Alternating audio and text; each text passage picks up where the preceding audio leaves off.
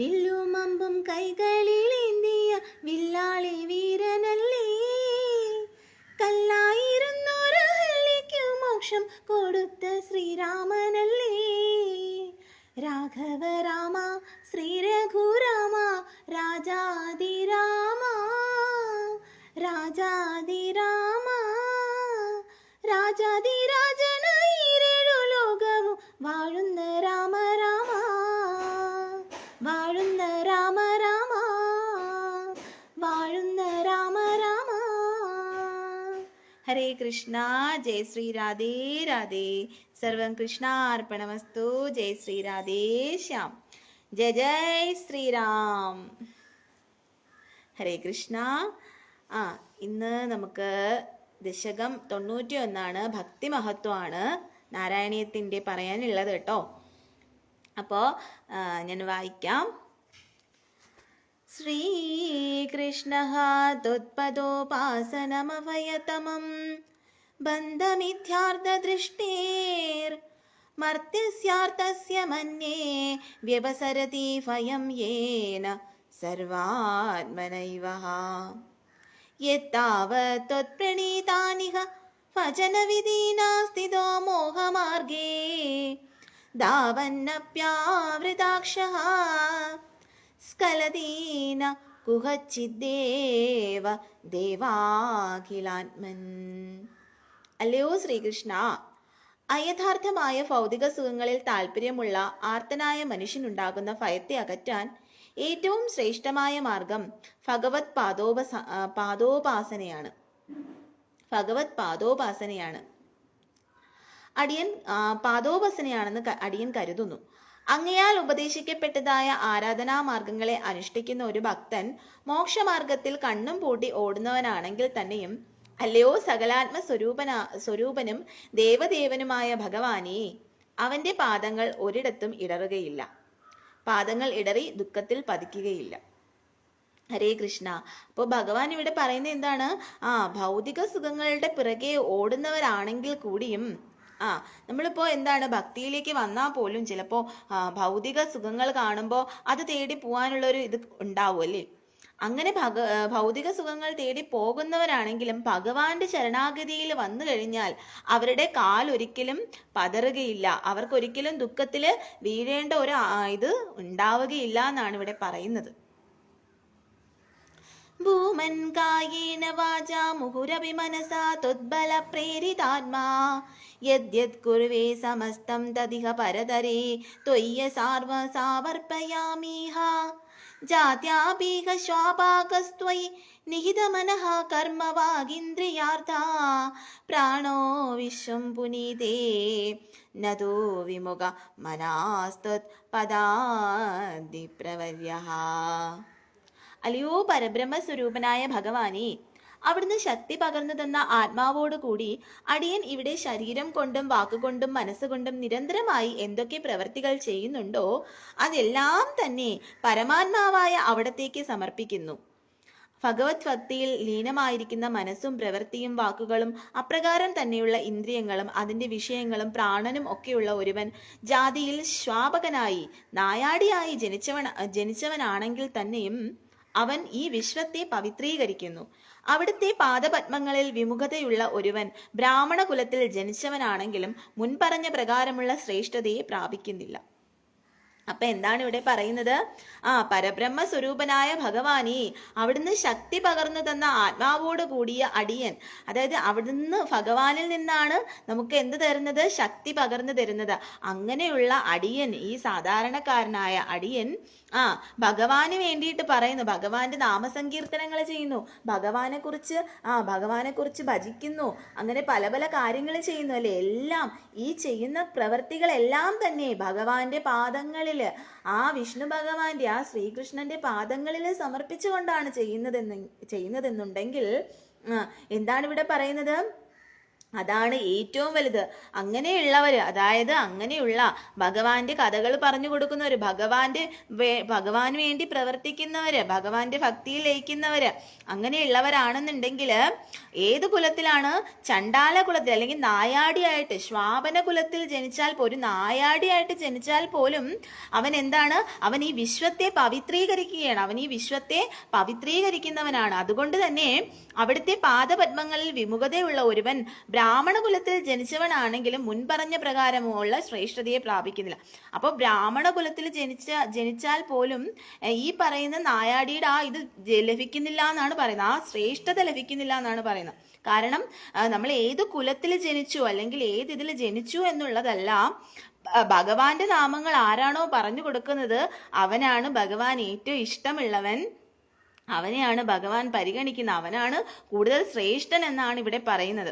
അതേസമയം ചിലരുണ്ട് ബ്രാഹ്മണ കുലത്തിലൊക്കെ ജനിച്ചവരായിരിക്കാം, പക്ഷെ ഭഗവാന്റെ കാര്യങ്ങളൊന്നും പറഞ്ഞു കൊടുക്കില്ല, ഭഗവത് ചിന്ത കാണില്ല, അവര് ഈ പറഞ്ഞ പോലെ മത്സ്യമാംസ്യാദികളൊക്കെ കഴിക്കും ചിലപ്പോ ചിലര്, അങ്ങനെയൊക്കെ ഉള്ളവരുണ്ടല്ലേ. അപ്പൊ അങ്ങനെയുള്ളവര് ബ്രാഹ്മണ കുലത്തിൽ ജനിച്ചു എന്ന് പറഞ്ഞിട്ട് കാര്യമില്ല, അവര് ഭഗവാന്റെ കാര്യങ്ങൾ പറഞ്ഞു കൊടുക്കുമ്പോ, ആ ഭഗവാന്റെ ഇത് ഫോളോ ചെയ്യുമ്പോ, പിന്നെ എന്താ പറയാ, വെജിറ്റേറിയൻ ആയിട്ട് ഭഗവാനെ രാവിലെ എണീച്ച് കാര്യങ്ങളൊക്കെ ചെയ്ത്, കർമ്മങ്ങളൊക്കെ ചെയ്ത്, ഭഗവാന്റെ ഭക്തിക്ക് വേണ്ടിയുള്ള കാര്യങ്ങൾ ചെയ്ത്, ഭഗവാന്റെ കാര്യങ്ങൾ എല്ലാവർക്കും പറഞ്ഞു കൊടുത്ത്, അങ്ങനെയൊക്കെ വരുമ്പോഴാണ് അവർ ശ്രേഷ്ഠരാവുന്നത് അല്ലേ. അപ്പം ഏത് കുലത്തിൽ ജനിച്ചു എന്നുള്ളതിലല്ല കാര്യം, ഏത് പിന്നെ ജാതി മതം എന്നുള്ളതല്ല കാര്യം, ഭഗവാന്റെ കാര്യങ്ങൾ ആരാണോ പറഞ്ഞു കൊടുക്കുന്നത് അവരായിരിക്കും ഭഗവാൻ ഏറ്റവും പ്രിയപ്പെട്ടവരെന്നാണ് ഇവിടെ മേൽപ്പത്തൂർ ഭട്ടത്തിരിപ്പാട് പറയുന്നത്.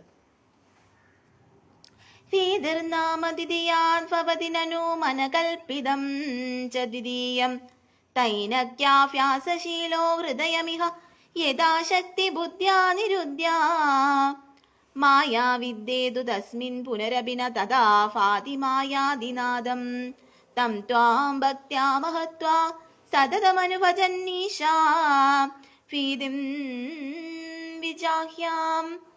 അല്ലയോ ഭഗവാനേ, ഭയമുണ്ടാക്കുന്നത് രണ്ടാമത്തേതായ ഒരു വിഷയത്തിൽ നിന്നാണ്. അപ്പൊ രണ്ടാമത്തേതായ വിഷയം എന്താണ്?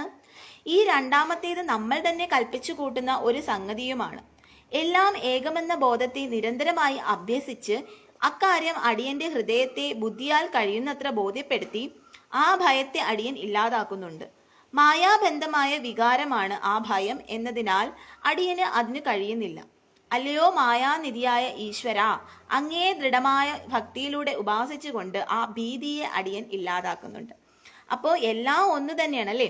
ഈ പറഞ്ഞ പോലെ പരമശിവനായാലും ദേവിയായാലും കൃഷ്ണനായാലും എല്ലാം ഒന്ന് തന്നെയാണെന്നുള്ള ആ ഒരു ഇത് മനസ്സിലാക്കിയിട്ട് നമ്മൾ ആ ഭഗവാനിൽ കൂടി അഭയം പ്രാപിക്കണമെന്നാണ് ഇവിടെ പറയുന്നത്. അങ്ങനെ പേടിക്കും, ചിലർ ഭയക്കുന്നുണ്ടല്ലേ, ചിലർ എന്താ പറയുക, ശിവഭക്തിയിൽ നിൽക്കുമ്പോൾ ചിലപ്പോൾ പേടിച്ചിട്ട് കൃഷ്ണനെ വിളിച്ച് അതിന് ശിവൻ കോപിക്കോ അല്ലെങ്കിൽ ദേവി കോപിക്കോ ഇങ്ങനെയൊക്കെ പറഞ്ഞ് പേടിച്ചിട്ട് ചിലർ മാറി നിൽക്കുന്നുണ്ടല്ലേ. അപ്പം അങ്ങനെയൊന്നും മാറി നിൽക്കേണ്ട ആവശ്യമില്ല, കാരണം എല്ലാം ഒന്ന് തന്നെയാണ്. കാരണം ഭഗവാൻ അർജുനന് വിശ്വരൂപം കാണിച്ചു കൊടുക്കില്ലേ, ആ സമയത്ത് അതിൽ എല്ലാ ദേവീദേവന്മാരും വരുന്നുണ്ട്. അപ്പം അതിൽ നിന്ന് മനസ്സിലാക്കുക. അപ്പം ഇപ്പം നിങ്ങൾ വേറുള്ള ദേവീദേവന്മാരെ ഭജിച്ചോളൂ, പ്രശ്നമല്ല, എന്നാലും ഭഗവാനിലേക്ക് വരിക, എങ്കിലേ നിങ്ങൾക്ക് അവസാനം ഭഗവാനിൽ ഒരു ശരണാഗതി പ്രാപിക്കാൻ കഴിയുള്ളൂ. അതുകൊണ്ട് നിങ്ങൾ ഭയക്കേണ്ട ആവശ്യമില്ല എന്നാണ് ഇവിടെ മേൽപ്പത്തൂർ ഭട്ടത്തിരിപ്പാട് പറയുന്നത്. ഭക്തേരുത്പത്തി വൃദ്ധി തവ ചരണചുഷാം സംഗമേനൈവ പുംസാമാസാദ്യേ പുണ്യവാചാം ശ്രിയാ ഇവ ജഗതി ശ്രീമതാം സംഗമേനഃ തൽസംഗോ ദേവ ഭൂയാൻ മമ ഖലു സതതം തന്മുഖാദോമിഷ്ദതി സ്വാമാഹാന്യ പ്രകാരൈർഭവതി സച ഭവതി ച സുദൃഢാ ഭക്തിരുദ്ധൂതപാപാ. അല്ലയോ ഭഗവാനേ, ധനവാന്മാരോട് ചേർന്നാൽ ധനമുണ്ടാകും എന്നതുപോലെ അവിടുത്തെ പാദഭക്തന്മാരോട് ചേർന്ന് കഴിയുമ്പോൾ ഭഗവത് ഭക്തിയുടെ ഉൽപ്പത്തിയും അഭിവൃദ്ധിയും ഈ ലോകത്തിൽ പുണ്യവാന്മാർക്ക് ഉണ്ടാകും. അടിയന് അവിടുത്തെ പാദഭക്തന്മാരുമായുള്ള അടുപ്പം എപ്പോഴും ഉണ്ടാകട്ടെ. ആ പാദഭക്തന്മാരുടെ മുഖത്തു നിന്നുള്ള ഭഗവത് മഹാത്മ്യത്തിന്റെ കീർത്തന ആലാപനങ്ങൾ കേട്ട് പാപങ്ങൾ അകന്ന് അടിയന് ദൃഢമായ ഭക്തി ഉണ്ടാകട്ടെ. അപ്പൊ എന്താണ് പറയുന്നത്? ഭഗവാന്റെ അല്ലയോ ഭഗവാനെ, ധനവാന്മാരോട് ചേർന്നാൽ ധനമുണ്ടാവും. അപ്പൊ പണമുള്ളവരുടെ കൂടെ ചേർന്നാൽ നമുക്ക് ചിലപ്പോൾ പണം ഉണ്ടായെന്നിരിക്കാം. എന്നാൽ ഭഗവത് ഭക്തന്മാരോട് ചേർന്ന് കഴിഞ്ഞാൽ നമുക്ക് ആ ഭക്തിയും ഭഗവാനിലുള്ള ആ പാദഭക്തന്മാരുടെ അടുപ്പം എപ്പോഴും ഉണ്ടാവാൻ വേണ്ടിയിട്ടാണ് പ്രാർത്ഥിക്കേണ്ടത്.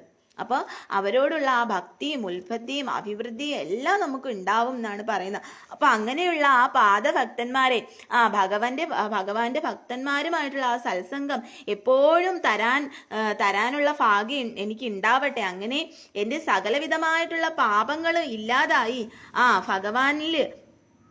ഭഗവാനിൽ അത്രയും ദൃഢമായിട്ടുള്ള ഒരു ഭക്തി ഉണ്ടാകട്ടെ എന്നാണ് ഇവിടെ പറയുന്നത്. ശ്രേയാമാർഗേഷു ഭക്താവധിക ബഹുമതിർ ജന്മ കർമാണി ഭൂയോ ഗായൻ ക്ഷേമാണി നാമാന്യപി തദുദഫയദഃ പ്രദ്യുതം പ്രദ്യുതാത്മാം ഉദ്യാധാസഃ കദാചിത് കുഹചിദപി രുദൻ കാപി ഗർജൻ പ്രഗായന്നുന്മാദീവ പ്രന്യനൃത്തനീ കുരു കുരു കരുണാം ലോകബാഹ്യച്ചരേയം. പരമമായ മോക്ഷപ്രാപ്തിക്കായുള്ള വിവിധ മാർഗങ്ങളിൽ അവിടത്തോടുള്ള ഭക്തിയെ അടിയൻ തിരഞ്ഞെടുക്കും. അപ്പം എന്ത് ചെയ്യുക, പരമമായ മോക്ഷപ്രാപ്തിക്ക് വേണ്ടിയുള്ള വിവിധ മാർഗങ്ങളുണ്ട്. അതില് അടിയൻ എന്താണ് ചെയ്യുന്നത്, അവിടത്തോടുള്ള ഭക്തിയെയാണ് അടിയൻ തിരഞ്ഞെടുക്കുന്നത് എന്നാണ് ഇവിടെ പറയുന്നത്. അവിടുത്തെ നന്മകൾ നിറഞ്ഞ ലീലകളും നാമങ്ങളും നിരന്തരമായി പാടിക്കൊണ്ടും അതിൽ തന്നെ മനസ്സ് മുഴുകിയ നിലയിൽ ചിലപ്പോൾ ചിരിച്ചും ചിലപ്പോൾ കരഞ്ഞും അലറിയും പാടിയും ഭ്രാന്തമായി നൃത്തം വെച്ചും ലൗകികതയെല്ലാം ഉപേക്ഷിച്ച് അടിയൻ സഞ്ചരിക്കും. അല്ലയോ ഭഗവാനെ, അതിനായി അടിയനോട് കരുണ ചെയ്യണമേ. അപ്പൊ എന്താണ് പറയുന്നത്, ഭഗവാനിലുള്ള ആ ഭക്തിയിൽ വന്നിട്ട് ഭഗവാനെ കുറിച്ചുള്ള നന്മ കാര്യങ്ങൾ ലീലകളൊക്കെ പറഞ്ഞു കൊടുക്കും.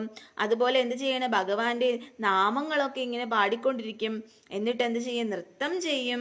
അതിൽ ഭ്രാന്തമായിട്ട് നൃത്തം വെക്കും. എന്നിട്ട് ലൗകികമായിട്ടുള്ള എല്ലാ കാര്യങ്ങളും ഉപേക്ഷിച്ചുകൊണ്ട് അടിയൻ എപ്പോഴും സഞ്ചരിക്കും. ചിലപ്പോൾ അലറിക്കരയും, ചിലപ്പോൾ ചിരിക്കും. അങ്ങനെയൊക്കെ ഭഗവാനിലുള്ള ആ ഭക്തിയിൽ മുഴുകി കഴിയും. അപ്പൊ അങ്ങനെ ഭഗവാനിലുള്ള ആ ഭക്തിയിൽ എനിക്ക് മുഴുകി കഴിയണേ ഭഗവാനെ എന്നിവിടെ പ്രാർത്ഥിക്കുകയാണ്.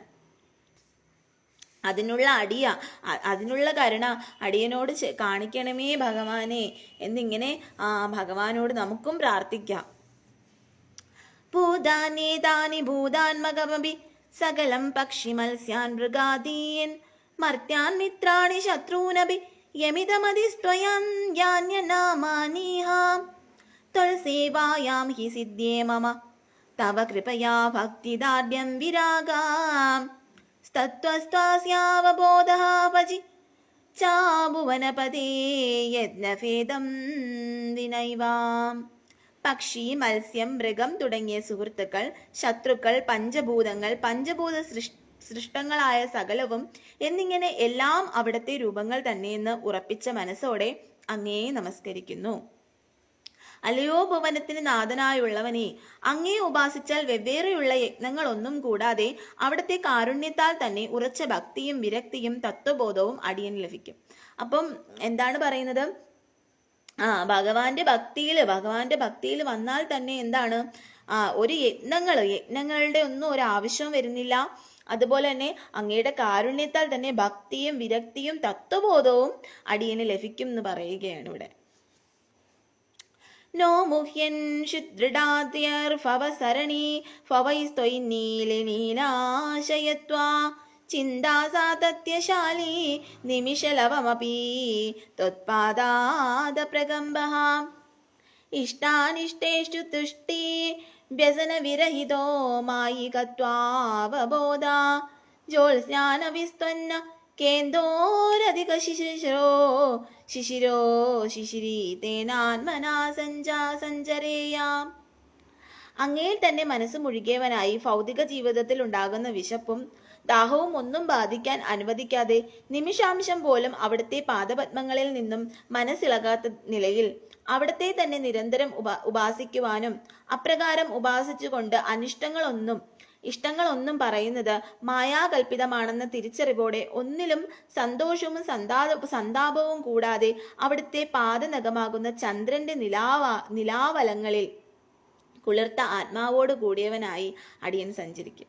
അപ്പൊ എന്താണ് പറയുന്നത്? അങ്ങയിൽ തന്നെ മനസ്സ് മുഴുകിയവനായി ഭൗതിക ജീവിതത്തിൽ ഉണ്ടാകുന്ന വിശപ്പും ദാഹവും ഒന്നും തന്നെ ബാധിക്കാൻ അനുവദിക്കാതെ നിമിഷാംശം പോലും അവിടുത്തെ പാദപത്മങ്ങളിൽ നിന്നും മനസ്സിളകാത്ത നിലയിൽ ഒരു നിമിഷം പോലും ഭഗവാന്റെ പാദപത്മങ്ങളിൽ നിന്നും മനസ്സിളകാത്ത നിലയിൽ അവിടത്തെ തന്നെ നിരന്തരം ഉപാസിക്കുവാനും ഭഗവാനെ തന്നെ നിരന്തരം ഉപാസിക്കുവാനും അപ്രകാരം ഉപാസിച്ചുകൊണ്ട് അനിഷ്ടങ്ങളിലൊന്നും ഇഷ്ടങ്ങൾ എന്നും പറയുന്നത് മായാകൽപിതമാണെന്ന് തിരിച്ചറിവോടെ ഒന്നിലും സന്തോഷവും സന്താപവും കൂടാതെ അവിടുത്തെ പാദനഖമാകുന്ന ചന്ദ്രന്റെ നിലാവലകളിൽ കുളിർത്ത ആത്മാവോട് കൂടിയവനായി അടിയൻ സഞ്ചരിക്കും. അപ്പൊ ആ ചന്ദ്രന്റെ നിലാവലങ്ങളിൽ കുളിർത്ത ആത്മാവോട് കൂടിയവനായി അടിയൻ സഞ്ചരിക്കും എന്ന് പറയുകയാണ്. ഇനി ഒരു കാര്യം നിങ്ങൾ മനസ്സിലാക്കൂ. ഭഗവാൻ പരമശിവന്റെ ശിരസിലിരിക്കുന്നത് ചന്ദ്രനാണ്. അപ്പോൾ കൃഷ്ണൻ എന്ന് പറഞ്ഞു കഴിഞ്ഞാൽ ചന്ദ്രന്റെ അംശം പോലെയാണ്, അതായത് ചന്ദ്രലോകം പോലെയാണ് ഭഗവാന്റെ വൃന്ദാവൻ എന്ന് പറയുന്നത്. അപ്പൊ യഥാർത്ഥത്തിൽ എന്ന് പറഞ്ഞു കഴിഞ്ഞാൽ അത് ഈ രണ്ടല്ലെന്ന് നമുക്ക് അതിൽ നിന്ന് തന്നെ മനസ്സിലാക്കാൻ കഴിയുന്നതാണ് അല്ലെ. അപ്പൊ അങ്ങനെയുള്ള ആ ചന്ദ്രന്റെ നിലാവലകളിൽ കുളിർത്ത ആത്മാവോട് കൂടിയവനായി അടിയൻ സഞ്ചരിക്കും. അതായത് യാതൊരു ഭൗതികതയും നമുക്ക് ഏൽക്കുകയില്ല അല്ലേ. ഇപ്പോൾ രാത്രി ആയിക്കഴിഞ്ഞാൽ എന്താണ്, ആ ചന്ദ്രന്റെ ആ നിലാവെളിച്ചത്തിൽ നമുക്ക് എന്തായിരിക്കും, എപ്പോഴും സമാധാനമായിരിക്കും. അവിടെ നമുക്ക് മറ്റൊരു ഭൗതികമായിട്ടുള്ള കാര്യങ്ങളോ ഭൗതികമായിട്ടുള്ള ഇതോ ഒന്നും ഉണ്ടാവുകയില്ല. അതാണ് ഇവിടെ പറയുന്നത്. അപ്പൊ അങ്ങനെയുള്ള എന്താ പറയാ, ആ കുളിർത്ത ആത്മാവോട് കൂടി, അപ്പം ചന്ദ്രൻ എന്ന് പറഞ്ഞാൽ ഭയങ്കര കുളിരാണല്ലേ. അപ്പൊ അങ്ങനെയുള്ള ആ കുളിർത്ത ആത്മാവോട് കൂടിയവനായിട്ട് അടിയൻ സഞ്ചരിക്കും എന്നാണ് പറയുന്നത്. അവിടെ ഭൗതികതയൊന്നും നമ്മൾ ഏൽക്കുന്നില്ല. ഒരു ശത്രുക്കളില്ല, നമുക്ക് വേറെ ഒരു ശല്യങ്ങളില്ല, മറ്റുള്ള പ്രശ്നങ്ങളില്ല, എന്താ പറയാ, ഒരു ദുരിതങ്ങളില്ല, ഒന്നുമില്ല. അതാണ് വൈകുണ്ഠം എന്നും പറയുന്നത്. അത് തന്നെയാണ് ശ്രീകൃഷ്ണന്റെ ലോകം എന്ന് പറയുന്നത്, വൃന്ദാവനം എന്ന് പറയുന്നത്. അപ്പൊ അങ്ങനെയുള്ള ഭക്തിയാണ് തരേണ്ടത് ഭഗവാനെ. ഈ ഭൗതികതയൊന്നും ഏൽക്കാതെ ഭഗവാനെ എന്നെ സംരക്ഷിച്ചുകൊള്ളണേ. അങ്ങനെ ചന്ദ്രന്റെ നിലാവലകളിൽ കുളിർത്ത ആത്മാവോട് കൂടിയവനായി അടിയൻ സഞ്ചരിക്കും. അങ്ങനെ സഞ്ചരിക്കാനുള്ള ഭാഗ്യം അടിയന് തരണമേ എന്നാണ് ഇങ്ങനെ പ്രാർത്ഥിക്കുന്നത്. ആര് പ്രാർത്ഥിക്കുന്നത്? മേൽപ്പത്തൂർ ഭട്ടതിരിപ്പാട് പ്രാർത്ഥിക്കുന്നത്. അപ്പൊ അങ്ങനെയുള്ള ആ പരമശിവന്റെ ശിരസിലെ ചന്ദ്രനായ ശ്രീകൃഷ്ണന്റെ ആ വൃന്ദാവനത്തിൽ നമുക്ക് എത്താൻ കഴിയട്ടെ. എല്ലാവരും ആ കുളിർമയിൽ ആറാടട്ടെ. അവിടെ ഭഗവാന്റെ മറ്റുള്ള ആ ഭൗതികതയൊന്നും ഏൽക്കാതെ ആ ചന്ദ്രന്റെ നിലാവലകളിൽ കുളിർത്ത ആത്മാവോട് കൂടിയവനായി അടിയൻ സഞ്ചരിക്കുമാറാകട്ടെ എന്നാണ് ഇവിടെ മേൽപ്പത്തൂർ ഭട്ടതിരിപ്പാട് പറയുന്നത്.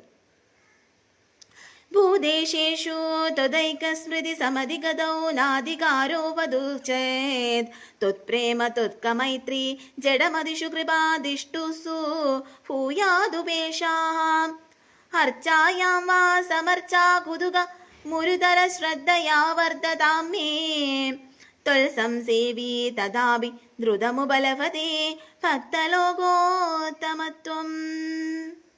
ഈ സകല ചരാചരങ്ങളിലും അങ്ങയ്ക്കുള്ള അഭേദഭാവത്തെ മനസ്സിലാക്കുന്നതിന് അടിയൻ ഇപ്പോൾ യോഗ്യതയില്ലെങ്കിൽ അവിടത്തിൽ ഭക്തിയും ഭക്തരിൽ മൈത്രിയും ജഡബുദ്ധികളിൽ കാരുണ്യവും ശത്രുക്കളിൽ ഉപേക്ഷാഭാവവും ഉണ്ടാക്കിയാലും അല്ലെങ്കിൽ വർദ്ധിതമായ ശ്രദ്ധയോടെ അവിടുത്തെ വിഗ്രഹങ്ങളെ പൂജിക്കാനുള്ള താല്പര്യം അടിയനിൽ വളർത്തേണമേ. അപ്രകാരം അവിടത്തെ സേവിക്കുന്നവൻ ഭക്തോത്തമൻ എന്ന നിലയെ കൈവരിക്കും. അപ്പൊ എന്താണ് പറയുന്നത്?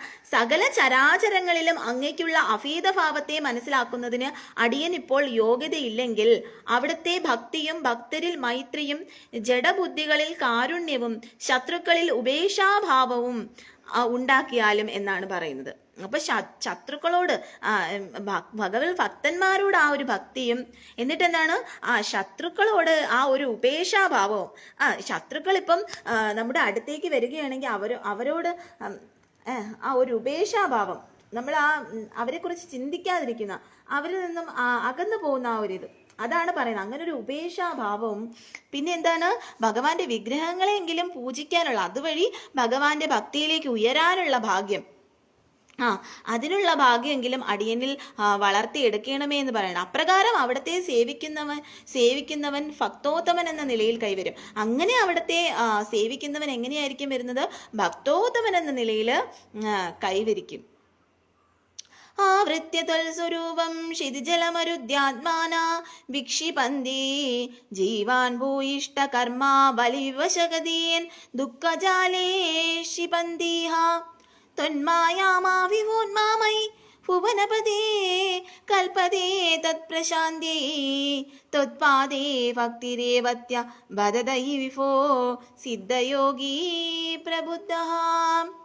അല്ലയോ ലോകനാഥ, അവിടുത്തെ സ്വരൂപത്തെ മറച്ചുകൊണ്ട് ഭൂമി, ജലം, വായു മുതലായവയുടെ രൂപത്തിൽ തെളിഞ്ഞു വിളങ്ങുന്നതും സകല ജീവരാശികളെയും സുഖദുഃഖ ഭൂയിഷ്ട കർമ്മങ്ങളാൽ പരവശരാക്കി ദുഃഖത്തിൽ പതിപ്പിക്കുന്നതുമായ അവിടുത്തെ ആ മായ അടിയനെ അനുഭവിപ്പിക്കരുതേ.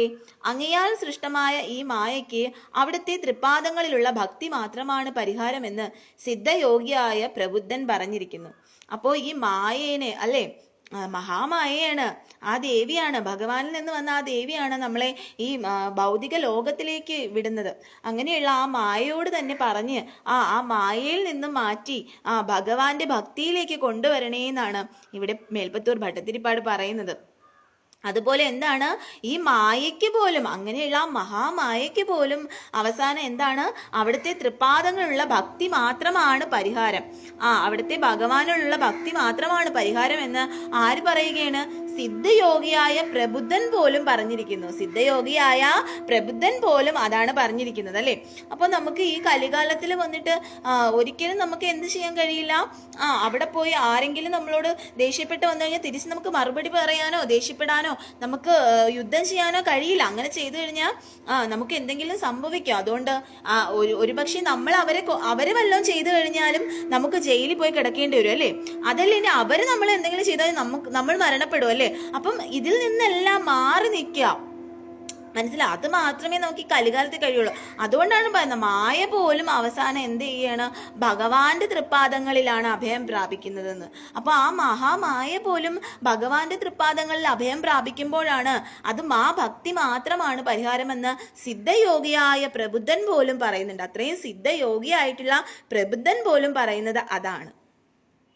ദുഃഖാന്യലോക്യ ജന്തുഷ്വലാമുദിത വിവേകാവഹമാചാര്യവർയാലബ്ധ തദ്രൂപത്വം ഗുണചരിത കഥാദ്യുദ്ഭവദ്ഭക്തി ഭൂമാഃ മായാമേനാം ത്വരിത തരിത്വാ പരമസുഖമയേ ത്വത്പദേ മോദിതാഹേ തസ്വയം പൂർവരംഗഃ പവനപുരപദേ നാശയാശേഷരോഗാൻ. ജന്തുജാലങ്ങളിലെ ദുഃഖങ്ങളെ കണ്ട് മനസ്സിലാക്കി ആവശ്യമുള്ളത്ര വിവേകം വന്ന ശേഷം ഉത്തമനായ ഒരു ആചാര്യനിൽ നിന്നും അവിടുത്തെ തത്വരഹസ്യം മനസ്സിലാക്കാനും അനന്തരം അവിടുത്തെ ഗുണങ്ങൾ, ചരിതങ്ങൾ എന്നിവയിൽ നിന്ന് ഭക്തിയെ വർദ്ധിപ്പിച്ച് ഈ മായയെ മറികടന്ന് അവിടുത്തെ പരമാനന്ദകരമായ പാദത്തിൽ, അതായത് മോക്ഷത്തിൽ മുഴുകി സന്തോഷിക്കുന്നവനാകും. ആ മായയിലുള്ള വിജയം അതിനുള്ള ആദ്യ പടിയാണ്. അല്ലയോ ഗുരുവായൂരപ്പ, അടിയന്റെ എല്ലാ രോഗങ്ങളെയും ഇല്ലാതാക്കണമേ. അങ്ങനെ ഭഗവാന്റെ ആ തത്വരഹസ്യത്തെ മനസ്സിലാക്കാൻ ഒരു ആചാര്യനിൽ നിന്നും ഭഗവാന്റെ ആ തത്വരഹസ്യത്തെ മനസ്സിലാക്കുകയും അങ്ങനെ അനന്തരം അവിടുത്തെ ഗുണങ്ങൾ, ചരിതങ്ങൾ എന്നിവയിൽ ഭക്തിയെ വർദ്ധിപ്പിച്ച് ഈ മായയെ മറികടന്ന് അവിടുത്തെ പരമാനന്ദകരമായ പാദത്തിൽ, അതായത് മോക്ഷത്തിൽ മുഴുകി സന്തോഷിക്കുവാനും ആ മായയിലുള്ള വിജയം അതിനുള്ള ആദ്യപടിയാണ് അല്ലെ. അപ്പൊ ഒരു ആചാര്യനിൽ നിന്നാണ് നമുക്ക് ആ മായേനെ നീക്കി നമുക്ക് ഭഗവാനിലേക്ക് വരാൻ കഴിയുന്നത് അല്ലെ. അപ്പം അതാണ് ഭക്തിയുടെ ആദ്യത്തെ പടി എന്ന് പറയുന്നത്. അങ്ങനെയുള്ള അല്ലയോ ഗുരുവായൂരപ്പ, അടിയനെ രക്ഷിക്കണമേ, അടിയന്റെ എല്ലാ രോഗങ്ങളും ഇല്ലാതാക്കണമേ എന്നാണ് ഇവിടെ മേൽപ്പത്തൂർ ഭട്ടതിരിപ്പാട് പറയുന്നത്. അടുത്തത് ദശകം 92 കർമ്മ മിശ്ര ഭക്തി.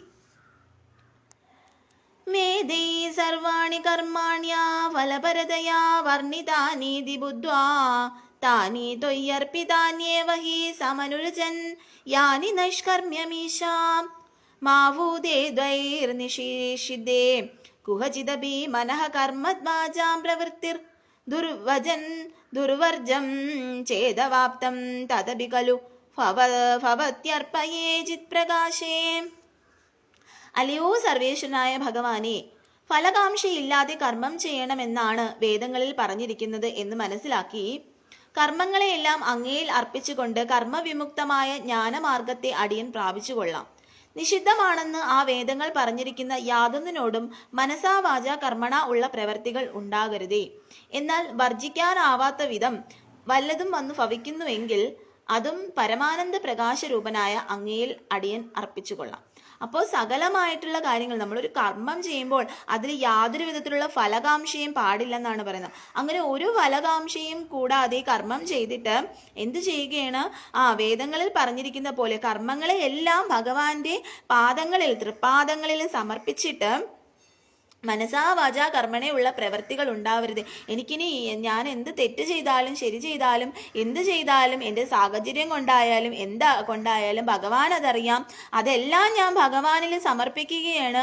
അങ്ങനെ ഞാൻ സമർപ്പിക്കുമ്പോൾ അതിലുള്ള എന്ത് ഇതാണെങ്കിലും എന്ത് പ്രതിപ്രവർത്തനമാണെങ്കിലും അതെല്ലാം ഭഗവാനിൽ ഞാൻ അർപ്പിക്കുകയാണെന്ന് പറഞ്ഞുകൊണ്ട് കർമ്മം ചെയ്യുക എന്നുള്ളതാണ് പറയുന്നത്. അതാണ് നമ്മൾ പറയുന്നത് സർവം കൃഷ്ണാർപ്പണമസ്തു, ജയ് ശ്രീ രാധേശ്യാം എന്ന് പറയുന്നത്. നമ്മൾ സർവം കൃഷ്ണാർപ്പണമസ്തു, എല്ലാം നമ്മൾ ഭഗവാനിൽ സമർപ്പിക്കാന്നാണ് പറയുന്നത്. യസ്ത്വന്യാ കർമ്മയോഗസ്തവ ഭജനമയസ്തത്രാചാഭീഷ്ടമൂർത്തിം ഹൃദ്യാം തസ്സത്വൈകരൂപാം ദൃശതി ഹൃദി മൃദി കാഭിവാഭാവയിത്വാഹ പുഷ്പൈർഗന്ധൈർനിവേദൈരപി ച വിരചിതൈഃ ശക്തിതോ ഭക്തിപൂതൈർ നിത്യം വര്യാം സപര്യാം വിദദയതി വിഭോ ത്വത്പ്രസാദം ധജേയം.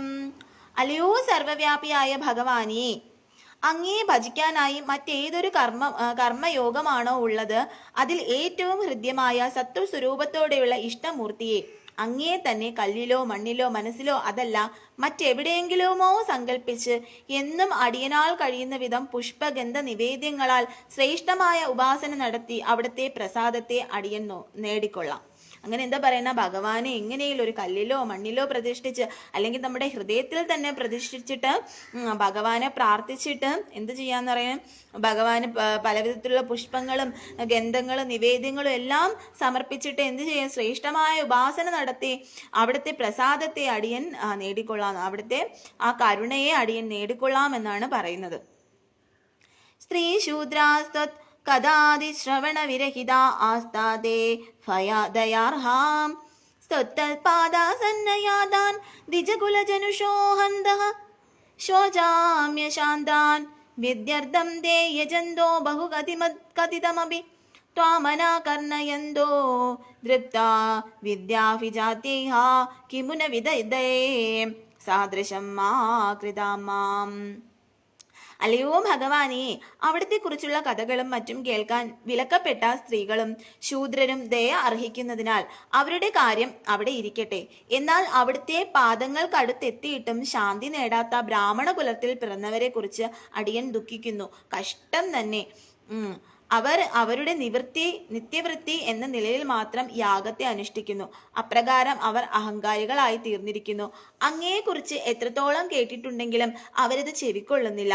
വിദ്യയും ആഭിജാത്യവും ഉണ്ടെങ്കിലും അവർ എന്തെല്ലാം നീചകർമ്മങ്ങളാണ് ചെയ്യാത്തതായി ഉള്ളത്. അടിയനെ അത്തരക്കാരനാക്കി മാറ്റരുതേ. അപ്പോൾ എന്താണ് ഇവിടെ പറയുന്നത്, അങ്ങനെയുള്ള ചില ബ്രാഹ്മണരെ കുറിച്ചാണല്ലേ പറയുന്നത്. ഭഗവാൻ അവർക്ക് അങ്ങനെ ഒരു ഭാഗ്യം കൊടുക്കുകയാണ്. ഒരു ജന്മത്തില്, ഒരു മനുഷ്യ ജന്മത്തിൽ ഒരു ബ്രാഹ്മണനായിട്ട് ജനിക്കുക എന്ന് പറയുന്നതാണ് ഏറ്റവും വലിയ കാര്യം എന്ന് പറയുന്നത്. അപ്പൊ അത്രയും ഒരു പ്യുവറായിട്ടുള്ള അത്രയും ഒരു ബ്രാഹ്മണ കുലത്തിൽ ജനിച്ചിട്ട് കൂടിയും ഭഗവാനെ ചിലർ മറന്നു പോകുന്നു അല്ലേ. അപ്പൊ അങ്ങനെ എന്നെ ഒരിക്കലും അങ്ങനെ ഒരു നീചകർമ്മത്തിലേക്ക് ഒന്നും തള്ളിവിടല്ലേ ഭഗവാനെ, എന്നെ അങ്ങ് രക്ഷിക്കണമേ, എന്നെ അത്തരക്കാരനാക്കി മാറ്റരുതേ എന്നാണ് ഇവിടെ മേൽപ്പത്തൂർ ഭട്ടത്തിരിപ്പാടും പറയുന്നത്. പാപോ വയം കൃഷ്ണരാമേത്യ ഫീലപതി നിജം ഗുഹിതും ദുശ്ചരിതം ചരിത്രം നിർജല്ലസ്യാസ്യ വാചാ ബഹുധര കഥനീയാമി മേ വിഘ്നിതാനീഹ ഭ്രാതാ മേ വന്ദ്യശീലോ ഭജതി കില സദാ വിഷ്ണുമീതം ബുധാംസ്തേ നിന്ദന്തുച്ചർഹസതി ത്വയി നിഹിതമതീം താദൃശം മാ കൃതാമാം. പാപിയായ ഇവൻ തന്റെ പാപകർമ്മങ്ങൾ മറച്ചു വെക്കുവാൻ കൃഷ്ണ രാമ എന്നിങ്ങനെ പറഞ്ഞുകൊണ്ടിരിക്കുന്നു. ലജ്ജയില്ലാത്ത ഇവന്റെ വാക്കുകളാൽ എനിക്ക് പറയാനുള്ള പലതും തടസ്സപ്പെട്ടു പോയിരിക്കുന്നു. ഏൽപ്പിക്കുന്നതെല്ലാം നിഷ്ഫലമാക്കുന്ന ശീലമുള്ള എൻ്റെ ഒരു സഹോദരനാകട്ടെ എപ്പോഴും വിഷ്ണു ഭജനയിലാണ്. എന്നിങ്ങനെ അവർ ജ്ഞാനികളെയും അവിടുത്തെ ഭക്തരെയും ഉറക്കെ പരിഹസിക്കുന്നു. അടിയനെ അത്തരക്കാരനാക്കി മാറ്റരുതേ. അപ്പൊ ചിലരുണ്ട് എന്താ പറയാ, ഹരേ കൃഷ്ണ ഹരേ രാമ എന്നൊക്കെ പറഞ്ഞുകൊണ്ട് നടക്കും. എന്നാലും എന്താണ്, അവര് പലതരത്തിലുള്ള തെറ്റുകളും പലതരത്തിലുള്ള കർമ്മങ്ങളും ചെയ്തുകൊണ്ടിരിക്കും. ചിലർ മാംസങ്ങളൊക്കെ കഴിക്കും അല്ലേ, മാംസാഹാരങ്ങളൊക്കെ കഴിച്ചിട്ടായിരിക്കും ഭഗവാന്റെ നാമങ്ങളൊക്കെ പറയുന്നത്. അങ്ങനെ പറഞ്ഞുകൊണ്ട് എന്തെങ്കിലും ഫലമുണ്ടോ? ഒരു ഫലവും ഇല്ല, യാതൊരു ഫലവും ഇല്ല. അതുകൊണ്ട് അങ്ങനെയുള്ള കർമ്മങ്ങളൊന്നും ചെയ്യാതിരിക്കുക, അങ്ങനെ തെറ്റുകളിലേക്കൊന്നും പോവാതിരിക്കുക എന്നാണ് ഇവിടെ പറയുന്നത്. അങ്ങനെ എന്തെങ്കിലും തെറ്റുകളൊക്കെ, അങ്ങനെ ക്രൂരമായിട്ടുള്ള തെറ്റുകളൊക്കെ ചെയ്തിട്ട് ഭഗവാന്റെ നാമം പറഞ്ഞതുകൊണ്ട് മാത്രം ഒരു ഫലവും ഇല്ല എന്നാണ് ഇവിടെ പറയുന്നത്. ശ്വേതച്ചായം കൃതേ ത്വാം മുനിവരൗഷം പ്രീണയന്തേ തപോഭി സ്ത്രോതായാം ശുക്രസ്വാന്തിംഗിംഗിത അരുണതനും യജ്ഞരൂപം യജന്തേഹ സേവന്തേ തന്ത്രമാർഗൈർവിലസതഗരിതം ദ്വാപരേ ശ്യാമളാംഗം നീലം സങ്കീർത്തനാദൈരിഹ കലിസമയേ മാനുഷാസ്വാം ഭജന്തേ. കൃതായുഗത്തിൽ മനുഷ്യർ അങ്ങയെ വെളുത്ത നിറമുള്ള ശരീരത്തോടു കൂടിയവനും മുനിരൂപിയായും തപസ്സിനാൽ പ്രീതിപ്പെടുത്തുന്നു. ത്രേതായുഗത്തിൽ മനുഷ്യർ അങ്ങയെ ചെമന്ന നിറമുള്ള ശരീരത്തോടും സൃക്ക് സ്രുവം തുടങ്ങിയവ ധരിച്ച യജ്ഞരൂപിയായും യാഗത്താൽ പ്രീതിപ്പെടുത്തുന്നു. ദ്വാപരയുഗത്തിൽ മനുഷ്യർ അങ്ങയെ ശ്യാമളവർണ്ണ ശരീരത്തോടും ചക്രാഗദാധാരിയായും താന്ത്രികമായ പൂജാവിധികളാലും ഭജിക്കുന്നു. ഈ കലിയുഗത്തിലാകട്ടെ മനുഷ്യർ അങ്ങേ നീലകാർവർണ്ണനായി നാമസങ്കീർത്തനങ്ങളാൽ ഭജിക്കുന്നു. അപ്പൊ ഓരോ യുഗത്തിലും ഭഗവാനെ ഓരോ രീതിയിലാണല്ലേ ഭജിക്കുന്നത്. കൃതായുഗത്തിലെ മനുഷ്യർ എങ്ങനെയായിരുന്നു? നല്ല വെളുത്ത നിറമുള്ള ശരീരത്തോടു കൂടിയവനും മുനിരൂപിയായി തപസ്സിനാൽ തൃപ്തിപ്പെടുത്തുന്നവനുമായിട്ടാണ് തപസ് കൊണ്ടൊക്കെ പ്രീതിപ്പെടുത്തിയാണ് ഭഗവാനെ ധ്യാനിച്ചിരുന്നത്. പിന്നെ ത്രേതായുഗത്തിലാകട്ടെ മനുഷ്യരങ്ങേ ചുമന്ന ശരീരം, ഭഗവാന് ചുമന്ന ശരീരമുള്ള സൃക്സ്രുവം തുടങ്ങിയവ ധരിച്ച യജ്ഞരൂപിയായി യാഗങ്ങൾ കൊണ്ടാണ് ഭഗവാനെ പ്രീതിപ്പെടുത്തിക്കൊണ്ടിരുന്നത്. പിന്നെ എന്താണ്, ദ്വാപര യുഗത്തിലാകട്ടെ മനുഷ്യരങ്ങേ ശ്യാമളവർണ്ണ ശരീരത്തോട്, ദ്വാപര യുഗത്തിലെ മനുഷ്യര് ഭഗവാനെ ശ്യാമളവർണ്ണ രൂപത്തിലായിരുന്നു പ്രീതിപ്പെടുത്തിയത്. ചക്രഗദാധാരിയും താന്ത്രികമായ പൂജാവിധികളാൽ ഭജിക്കുന്നു. അങ്ങനെ ചക്രഗദാധാരിയായ ഭഗവാനെ ശ്യാമളവർണ്ണ ശരീരത്തോടെ പൂജാവിധികളാലൊക്കെ ഭജിക്കുകയും ചെയ്ത. അപ്പൊ ഈ കലിയുഗത്തിലാവട്ടെ മനുഷ്യരങ്ങേ നീലക്കാർവർണ്ണനായിട്ട് നാമസങ്കീർത്തനങ്ങളായ ഹരേ കൃഷ്ണ കൃഷ്ണ കൃഷ്ണ ഹരേ ഹരേ ഹരേ രാമ രാമ രാമ ഹരേ ഹരേ ഓം നമോ നാരായണായ ഓം നമോ ഭഗവതേ വാസുദേവായ. അങ്ങനെ ഭഗവാന്റെ നാമങ്ങൾ കൊണ്ട്, നാമസങ്കീർത്തനങ്ങൾ കൊണ്ടാണ് ഈ കലികാലത്തില് ഭക്തരങ്ങേ ഭജിക്കുന്നത്. സോവയം കാലേ ജയതി മുരരിപോ യത്ര സങ്കീർത്തനാദൈർ നിർയത്നേരൈവ മാർഗൈരഖിലദാന ചിരാത്വത്പ്രസാദം ഭജന്തേഹം ജാതാശ്രേകാകൃതാവപി കഹായി കില കൗലൗ സംഭവം കാമയന്തേ ദൈവാതത്രൈവ ജാതാൻ വിഷയാ വിശരസൈർമാ വിഭോ വഞ്ചയാസ്മാൻ. അല്ലയോ മുരാരെ, നിഷ്പ്രയാസമായി നാമസങ്കീർത്തനങ്ങളാൽ താമസം വിനാ തന്നെ അവിടുത്തെ പ്രസാദം ലഭിക്കുന്ന ഈ കലികാലം വിജയിക്കുന്നു. കൃതായുഗം ത്രേതായുഗം എന്നീ കാലങ്ങളിൽ ജനിച്ചവർ പോലും ഈ കലിയുഗത്തിൽ ജനിക്കാൻ ആഗ്രഹിക്കുന്നു. ഭാഗ്യം കൊണ്ട് കലിയുഗത്തിൽ തന്നെ ജനിച്ച ഞങ്ങളെ വിഷരസം നിറഞ്ഞ വിഷയസുഖങ്ങളിൽ പെടുത്തി വഞ്ചിതരാക്കരുതേ. അപ്പോ കലിയുഗത്തിൽ വന്ന് ജനിക്കാൻ വേണ്ടി ദേവന്മാർ പോലും ആഗ്രഹിക്കുന്നു എന്നാണ് പറയുന്നത് അല്ലെ. അവിടെ വന്ന് ജനിച്ചിട്ട് എന്ത് ചെയ്യാം? ഭഗവാന്റെ നാമങ്ങൾ പറയാൻ കഴിയുമല്ലോ എന്നുള്ളതാണ് ഇവിടെ പറയുന്നത്.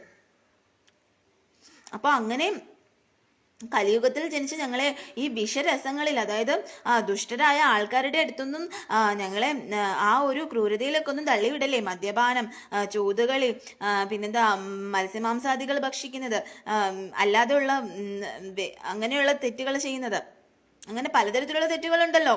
അങ്ങനെയുള്ള തെറ്റുകളിലേക്കൊന്നും തള്ളിവിടരുതേ. അങ്ങനെ എന്താ പറയാ, അങ്ങനെയുള്ള ദുഷ്ടരുടെ അടുത്തേക്കൊന്നും ഞങ്ങളെ തള്ളിവിടരുതേ. അങ്ങനെയുള്ള വിഷരസം നിറഞ്ഞ വിഷയ സുഖങ്ങളിൽ പെടുത്തി വഞ്ചിതരാക്കരുതേ എന്നാണ് ഭഗവാനോട് പറയുന്നത് മേൽപ്പത്തൂർ ഭട്ടതിരിപ്പാട് അല്ലെ. അപ്പൊ അതുപോലെ തന്നെ നമുക്കും പറയാം, നമ്മളെ ഒരിക്കലും അങ്ങനെയുള്ള നെഗറ്റീവ്സ് ആൾക്കാരിൽ നിന്ന് നമ്മളെ മാറ്റി നിർത്തണമേ. അങ്ങനെയുള്ള നെഗറ്റീവ്സ് ഒന്നും നമ്മളിലേക്ക് വരരുതേ. ഭഗവാനെ നമ്മളെ രക്ഷിക്കണമേ. തെറ്റായ മാർഗത്തിൽ സഞ്ചരിക്കാൻ നമുക്ക് തോന്നരുതേ, തെറ്റിലേക്ക് നമ്മൾ പോവരുതേ, അങ്ങനെയുള്ള ആരെയും നമ്മൾ അടുത്തേക്ക് അടുപ്പിക്കരുതേ ഭഗവാനെ. അങ്ങനെയുള്ളവരെ കണ്ടാൽ നമുക്ക് ഓടിക്കളയാൻ തോന്നണേ, അങ്ങനെയുള്ളവരെ നമ്മളെ ഒന്ന് നോക്കാൻ പോലും ഉള്ള ഒരു അവസ്ഥ കൊടുക്കരുതേ ഭഗവാനെ എന്ന് വേണം നമ്മൾ പ്രാർത്ഥിക്കാൻ വേണ്ടിയിട്ട്. മനസ്സിലായോ? അപ്പോൾ മാത്രമേ നമുക്ക് ഭഗവാന്റെ ഒരു ഭക്തി നമുക്ക് ഇതായിട്ട് വരാൻ കഴിയുള്ളൂ. അപ്പൊ അതാണ് പറയുന്നത്. അങ്ങനെ കലിയുഗത്തിൽ ഞങ്ങളെ ജനിപ്പിച്ചിട്ട്, കലിയുഗത്തിൽ ജനിക്കുക എന്ന് പറഞ്ഞാൽ ഭഗവാന്റെ നാമങ്ങൾ പറഞ്ഞ് നമുക്ക് പെട്ടെന്ന് തന്നെ ഭഗവാനിലേക്ക് എത്താൻ കഴിയും. അപ്പൊ അങ്ങനെയുള്ള കലിയുഗത്തിൽ ജനിച്ചിട്ട് നമ്മളെ ഇങ്ങനെയുള്ള ഇങ്ങനെയുള്ള വിഷരസം നിറഞ്ഞ ആൾക്കാരിൽ നിന്ന്, ഇങ്ങനെയുള്ള വിഷയ സുഖങ്ങളിൽ നിന്ന് എല്ലാം നമ്മളെ മാറ്റി നമ്മളെ സംരക്ഷിക്കണമേ ഭഗവാനെ എന്നാണ് പറയുന്നത്. ഭക്താസാവത്കലോ സുദ്രാമിളഭുബീതദോ ഭൂരിശസ്ത്രസ്ത്രചോച്ചൈഃ കാവേരിം താമ്രപർണീമനുകില കൃതാമാലാം ച പുണ്യാം പ്രതീചീം ഹാ മാമപ്യേതദന്തർഭവമപി ച വിഭോ കിഞ്ചിദഞ്ജസ്ത്രം ത്വയ്യാ ശാപാശൈർനിബന്ധ്യ പ്രമയന ഭഗവൻ പൂരയത്വന്നിവേഷാം. അല്ലയോ ഭഗവാനെ, കലിയുഗത്തിൽ ഭക്തന്മാരുണ്ടാകാം. പ്രത്യേകിച്ച് ദ്രാവിഡ ദേശത്ത് ഭക്തന്മാർ കൂടുതലായി ഉണ്ടാകും. പുണ്യനദികളായ താമ്രപർണി, കൃതമാല, കാവേരി, പ്രതീചി തുടങ്ങിയ നദീതീരങ്ങളിൽ ഭക്തന്മാരുടെ എണ്ണം കൂടുതലായിരിക്കും അത്രേ. ആശ്ചര്യം തന്നെ.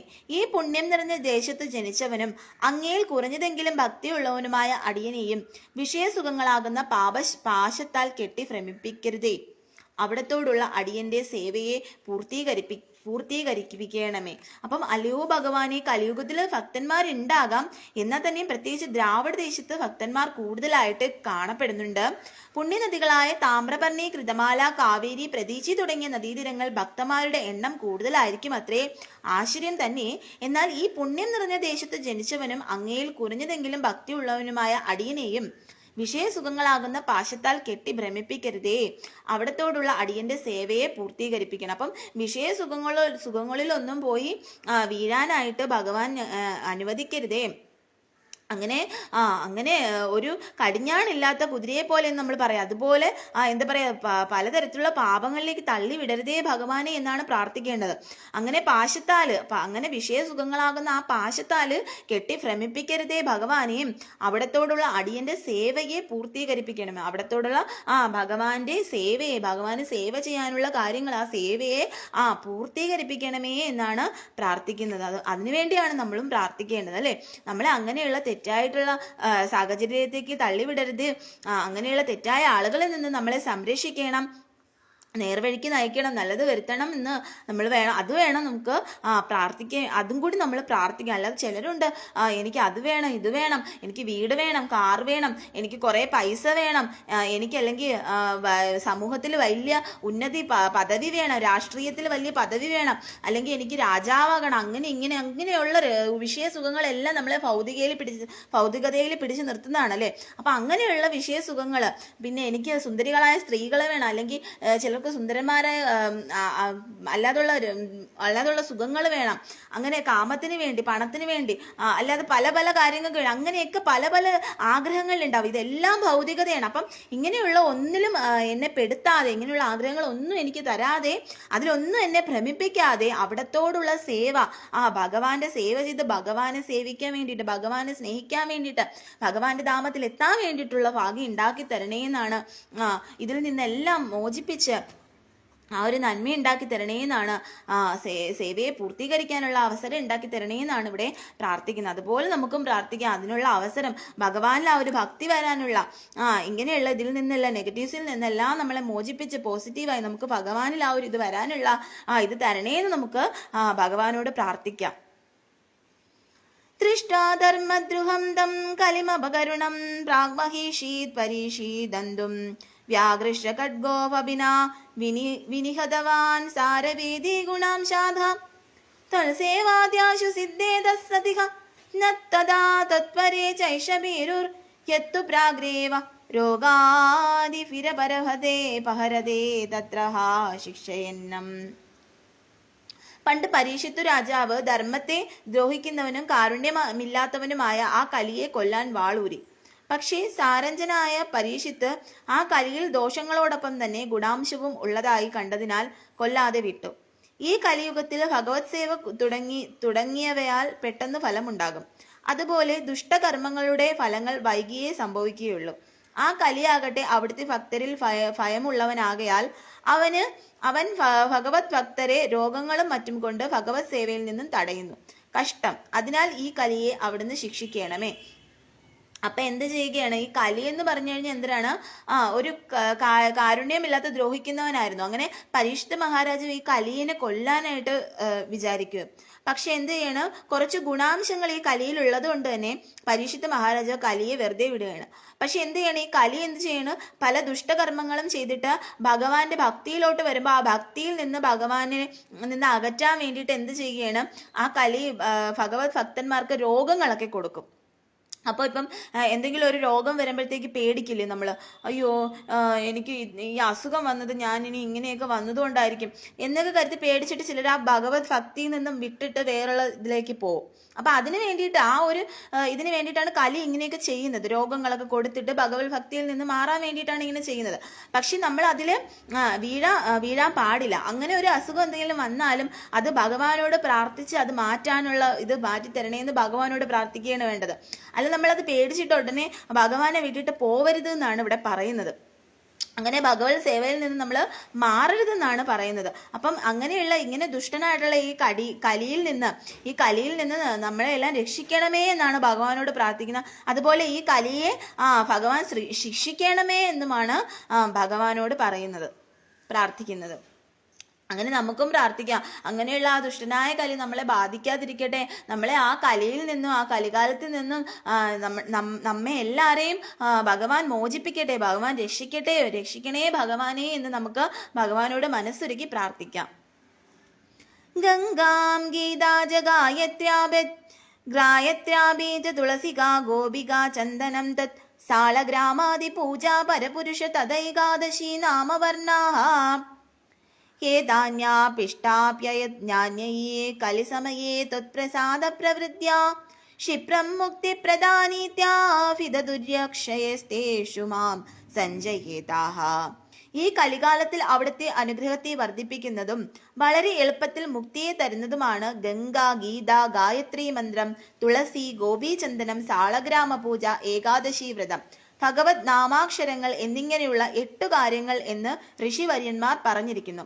അതിനാൽ അടിയനെ അവയിൽ ആസക്തനാക്കണമേ. അപ്പം ഗംഗാദേവി, അപ്പൊ നമ്മളെ എപ്പോഴും നമുക്ക് പ്രാർത്ഥിക്കാൻ പറ്റുന്ന ഒരു ഇതാണ് ഓം ഗംഗായേ നമഃ, ഓം ഗംഗായേ നമഃ, ഓം ഗംഗാദേവി നമഃ, ഓം ഗംഗാദേവി നമഃ. ഇങ്ങനെ നമുക്ക് ഗംഗാദേവിനെ പ്രാർത്ഥിക്കാം.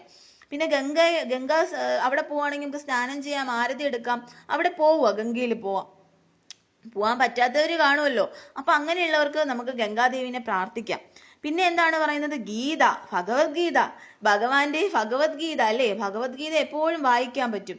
1, 2, 3 പ്രാവശ്യം, എത്ര പ്രാവശ്യം വേണം, നമുക്ക് എപ്പോഴൊക്കെ ഭഗവാന്റെ ഒരു ശ്ലോകമെങ്കിലും വായിക്കാൻ പറ്റും അല്ലേ? അങ്ങനെ ഭഗവത്ഗീത വായിക്കുക.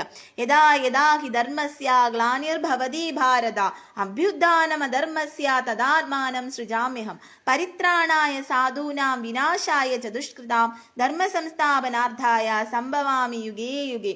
അങ്ങനെ ഭഗവാന്റെ ഗീത വായിക്കുക അല്ലേ? പിന്നെ എന്താണ് പറയുന്നത്? ഗായത്രി മന്ത്രം. അത്ഭുതകരമായ ഗായത്രി മന്ത്രം നമുക്ക് പറയാം. ഓം ഭൂർഭുവസ്വഃ തസ്സവിതുർവരേണ്യം ഭർഗോ ദേവസ്യ ധീമഹി ധിയോ യോ ന പ്രചോദയാത്. ഓം ഭൂർഭുവസ്വഃ തസ്സവിതുർവരേണ്യം ഭർഗോ ദേവസ്യ ധീമഹി ധിയോ യോ ന പ്രചോദയാത്. അത് പറയാം. പിന്നെ അത് പ്രാർത്ഥിക്കും. പിന്നെ തുളസി ആരതി എടുക്കാം അല്ലേ? തുളസി ദേവി നമഃ. ഓം ശ്രീ തുളസി ദേവി നമഃ. ഓം ശ്രീ തുളസി ദേവി നമഃ. ഓം ശ്രീ തുളസി ദേവി നമഃ. ഓം ശ്രീ തുളസി ദേവി നമഃ. ഓം ശ്രീ തുളസി ദേവി നമഃ. ഇങ്ങനെ നമുക്ക് പറയാം, പ്രാർത്ഥിക്കാം. തുളസി ദേവിയോട് നമുക്ക് മനസ്സൊരുക്കി പ്രാർത്ഥിക്കാം. പിന്നെ എന്തിനാ? ഗോപീചന്ദനം, ഇതുപോലുള്ള ഗോപീചന്ദനം ഇങ്ങനെ ഭഗവാന്റെ ആ ഒരു ഇത് തുളസീനെയാണ് പ്രതിനിധീകരിക്കുന്നത്. പിന്നെ ഇങ്ങനെ ഇടുമ്പോൾ അത് ഭഗവാന്റെ പാദത്തിനെയാണ് പ്രതിനിധീകരിക്കുന്നത്. അങ്ങനെ ആ തുളസി ചന്ദനം നമുക്കിടാം. പിന്നെ എന്താണ്? ഗോപീചന്ദനം, നമുക്ക് ഗോപീചന്ദനം ഇടാം. ആ ഗോപികമാരുടെ കാൽമണ്ണ് പറ്റിയ ആ ഗോപീചന്ദനമാണ് നമുക്ക് ഇടുന്നത് അല്ലേ. ആ ഗോപീചന്ദനം ഇടാം. പിന്നെ സാളഗ്രാമ പൂജ, ഭഗവാന്റെ അതിശ്രേഷ്ഠമായ സാളഗ്രാമം ഉണ്ട്, അത് നമുക്ക് പൂജിക്കാം. പിന്നെ എന്തിനാണ് ഏകാദശി വ്രതം, ഭഗവാന്റെ മഹത്വമായിട്ടുള്ള ഏകാദശി വ്രതങ്ങളുണ്ട്, ആ ഏകാദശി വ്രതം നമുക്ക് അനുഷ്ഠിക്കാം. പിന്നെ എന്തിനാ ഭഗവത് നാമാക്ഷരങ്ങൾ, ഭഗവാന്റെ നാമാക്ഷരങ്ങൾ ഹരേ കൃഷ്ണ കൃഷ്ണ കൃഷ്ണ ഹരേ ഹരേ, ഹരേ രാമ രാമ രാമ ഹരേ ഹരേ. ആ നാമം നോക്കുക, ഭഗവാന്റെ നാമം നമുക്ക് പറയാം. ഓം നമോ ഭഗവതേ വാസുദേവായ, ഓം നമോ നാരായണായ, ഭഗവാന്റെ നാമങ്ങൾ നമുക്ക് പറയാം. ഇതെല്ലാം പറഞ്ഞിട്ട് എന്ത് ചെയ്യാം, എന്നിങ്ങനെയുള്ള 8 കാര്യങ്ങളാണ് ഋഷിവര്യന്മാർ പറഞ്ഞു. ഇങ്ങനെയുള്ള 8 കാര്യങ്ങളാണ് കലികാലത്തിൽ ആര് പറഞ്ഞിരിക്കുന്നത്, ഋഷിവര്യന്മാർ പറഞ്ഞിരിക്കുന്നത്. അതിനാൽ അടിയനെ ഇവയിൽ ആസക്തനാക്കണം. അതിനാൽ അടിയനെ ഇങ്ങനെയുള്ള കാര്യങ്ങളിൽ ഇതിലേക്ക് ഭഗവത് ഭക്തിയിലേക്ക്, ശ്രീകൃഷ്ണ ഭക്തിയിലേക്ക് അടിയനെ ആസക്തനാക്കണമേ എന്നാണ് പറയുന്നത്. ദേവർഷീണാം പിതൃണാമഭിനാ പുനരിണീ കിങ്കരോ വാസഭൂമൻ യോ വാസൗ സർവാൻമനാ ത്വം ശരണമുപഗതഃ സർവകൃതാനി ഹി ത്വാഹ തസ്യോത്പന്നം വികർമാഖ്യകില അപന്നു സേവ്യാ ചിത്തസ്ഥിതസ്ത്വം തന്മേ പാപോദപാപാൻ പവനപുരപതേ രുദ്ധിഭക്തിം പ്രണീയാഹ. ഏതൊരുവനാണോ അവന്റെ സകല കർത്തവ്യങ്ങളെയും വെടിഞ്ഞുകൊണ്ട് എല്ലാ പ്രകാരങ്ങളിലും അവിടുത്തെ ശരണം പ്രാപിക്കുന്നത്, അപ്രകാരമുള്ള ഭക്തൻ ദേവന്മാർക്കോ ഋഷിമാർക്കോ പിതൃക്കൾക്കോ കടക്കാരനാകുന്നില്ല, അതുപോലെ അവരുടെ കിങ്കരനുമാകുന്നില്ല. അവനിൽ അവശേഷിക്കുന്ന നിക്ഷിദ്ധ കർമ്മഫലങ്ങളെയെല്ലാം അവന്റെ ആത്മാവിൽ കുടികൊള്ളുന്ന അവിടുന്ന് ഇല്ലാതാക്കുന്നു. അപ്രകാരമുള്ള അല്ലയോ ഗുരുവായൂരപ്പ, അടിയന്റെ പാപഫലങ്ങളെയും ഇല്ലാതാക്കി ഉറച്ച ഭക്തി തരയണമേ. അപ്പം എന്താണ്, ഭഗവാനിൽ ആ ഭക്തിയുള്ള ഏതൊരു തന്റെ സകല കർത്തവ്യങ്ങളും വെടിഞ്ഞാലും സാരമില്ല, എല്ലാ പ്രകാരത്തിലും ആ ഭഗവാന് ശരണം പ്രാപിച്ചിട്ട് എന്ത് ചെയ്യണം, അങ്ങനെയുള്ള ഭക്തന്മാരെ ഭഗവാന് ശരണം പ്രാപിക്കുന്ന അപ്രകാരമുള്ള ഭക്തന്മാരെ ദേവന്മാർക്കോ ഋഷിമാർക്കോ പിതൃക്കൾക്കോ കടക്കാരാകുന്നില്ല. അങ്ങനെയുള്ള ആർക്കും കടക്കാരാകുന്നില്ല അങ്ങനെയുള്ള ഭക്തർ. മാത്രമല്ല എന്താ ചെയ്യുന്നത്, അതുപോലെ അവരുടെ കിങ്കരന്മാരും അവരുടെ കിങ്കരനായിട്ട് അല്ലെങ്കിൽ അവരുടെ സഹായിയായിട്ട് കിങ്കരനായിട്ട് അവരുടെ കൂടെ പോയി നിൽക്കേണ്ട ആവശ്യവും വരുന്നില്ല. പിന്നെ എന്താണ്, അവനിൽ അവശേഷിക്കുന്ന നിഷിദ്ധ കർമ്മഫലങ്ങളെയെല്ലാം അവന്റെ ആത്മാവിൽ കുടികൊള്ളുന്ന അവിടുന്നില്ല. അവൻ എന്തെല്ലാം ചിലപ്പോൾ ചില ചെറിയ തെറ്റുകൾ ചെയ്താൽ പോലും ഇതെല്ലാം എന്ത് ചെയ്യുന്നു, ആ ഭക്തന്റെ ഉള്ളിൽ വസിക്കുന്ന ആ ഭഗവാൻ തന്നെ നിഷ്പ്രയാസം ഇല്ലാതാക്കുന്നതാണ്. എന്നിട്ട് അപ്രകാരമുള്ള അല്ലയോ ഗുരുവായൂരപ്പ, അടിയന്റെ പാപഫലങ്ങളെ എല്ലാം ഇല്ലാതാക്കി ഉറച്ച ഭക്തി. അങ്ങനെയുള്ള അല്ലയോ ഗുരുവായൂരപ്പ, അടിയന്റെ പാപഫലങ്ങളെ എല്ലാം ഇല്ലാതാക്കി ഉറച്ച ഭക്തി തരണമേ എന്നാണ് പ്രാർത്ഥിക്കുന്നത്. ഹരേ കൃഷ്ണ, സർവം കൃഷ്ണാർപ്പണമസ്തു. ജയ് ശ്രീ രാധേ രാധേ, ജയ് ശ്രീ രാധേ ശ്യാം. ഹരേ കൃഷ്ണ. ഇനി എനിക്ക് പറയാനുള്ള അപ്പോൾ 92 വരെ ദശകം നമ്മൾ വായിച്ചു കഴിഞ്ഞു കേട്ടോ. ഭഗവാനേ കൃഷ്ണ. അപ്പോൾ എല്ലാവരും ആ ഭക്തിയിലേക്ക് വരിക എന്നുള്ളതാണ്. ഞാൻ പറഞ്ഞിട്ടില്ലേ, ചിലർ എന്നോട് ചോദിക്കാറുണ്ട്, ഈ എന്തുകൊണ്ടാണ് ഈ പ്രേമഭക്തി അങ്ങനെ ഒരു ഇത് വരുന്നത്, അതെന്താണെന്ന് ചോദിക്കാറുണ്ട്. അപ്പം ഞാൻ പറയുന്നതെന്ന് വെച്ചാൽ, ഇപ്പോൾ നമ്മൾ ചിലർ സൂര്യഭഗവാനെ പൂജിക്കാറുണ്ട് അല്ലേ. അപ്പം സൂര്യൻ എന്ന് പറഞ്ഞാൽ സൂര്യനാരായണനാണ്, അതായത് നാരായണൻ ഭഗവാന്റെ ആ നാരായണ സ്വരൂപമാണ്. നമ്മൾ വെങ്കടാചലപതി, വെങ്കടേശ്വരൻ എന്നൊക്കെ പറയും, അത് രാജാവിന്റെ ഭാവമാണ്.